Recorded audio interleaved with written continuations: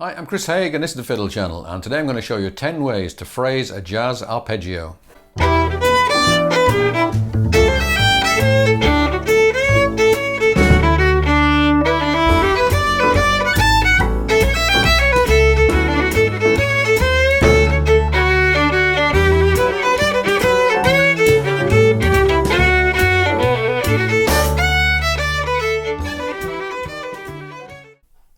I very often recommend when people are learning a new jazz tune to look through the whole chord sequence and play it just using arpeggios. So if you had E minor 7, A7, D major 7, I would say go through the whole sequence doing that.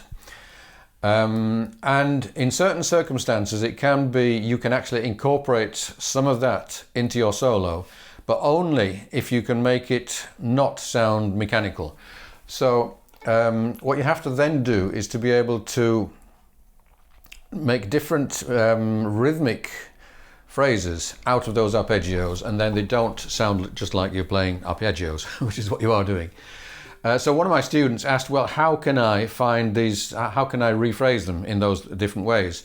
So what we have here is 10 different phrases for doing a simple arpeggio. Now, I refer to jazz arpeggios, meaning 4-note arpeggios, because your standard arpeggio will be root, third, fifth and octave. Whereas jazz chords are often more simple than just D major. It'd be D major 7. So there's a 4th note there, or a D, or a D7. So an E minor 7, not, but that would be E minor. That's E minor 7. And this is something you obviously have to learn. So really, before you can make full use of what I'm about to show you, you do need to know what these chord names mean.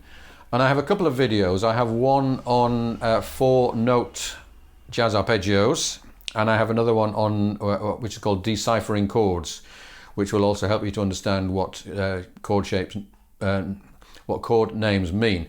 And it's not a simple thing knowing what chord names mean, because they were badly designed, shall we say, the names. There are lots of different names for the same chord. And some of the names don't really mean what you think they might mean. But anyway, that's beside the point. So, your D major 7, for example, those are your 4 notes. And you could play that in lots of different ways.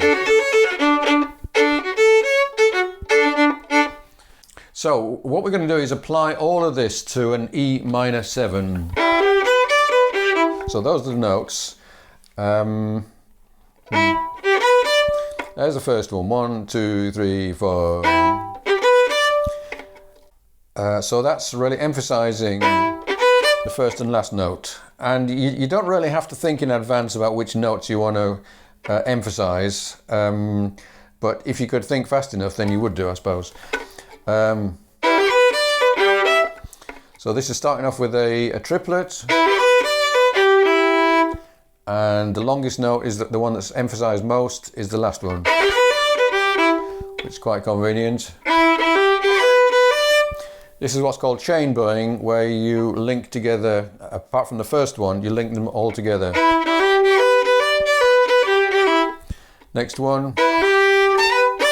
So this one is deliberately emphasizing the third note, well, the third note of the chord, the second note of the phrase. Here are 2 triplets. Here are 2 triplets again. So going up and then going down. Here's emphasizing the 2nd and 4th notes. Here's a triplet,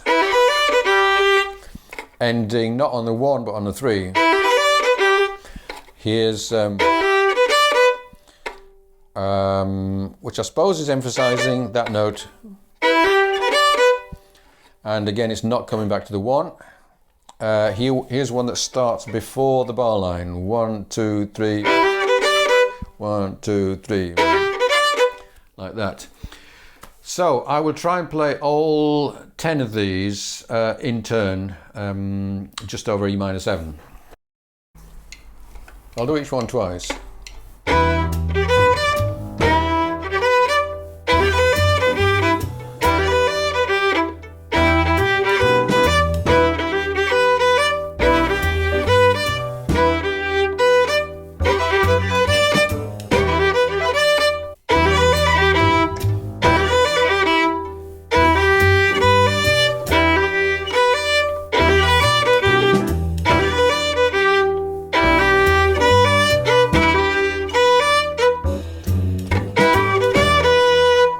1, 2, 3. Okay, so I'm not really suggesting that you learn all 10 of these, but maybe, I don't know, pick 5 or 6 that you like, that feel good, that are not too similar, because some of these are a bit similar, and really get these under your fingers, and then try doing exactly the same, but with a different chord. So for the first one, on an A7 it would be,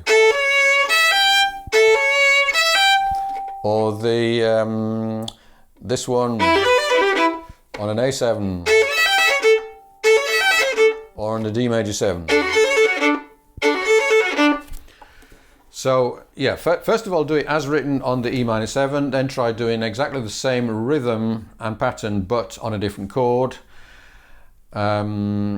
And then try doing a 2-5-1, E minor 7, A7, D major 7, but playing a different pattern on each one. So doing them together, doing them the same.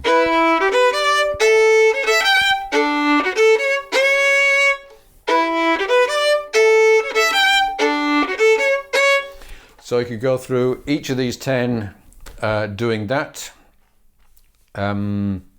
And then try mixing them up so that you do a 2-5-1 where the E minor 7 is on one shape, the A7 is on another pattern, and the D major is on another pattern again.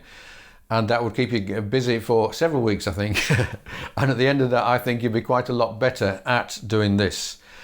But maybe you'll have had to visit your psychiatrist and get back to normal life after that, who knows.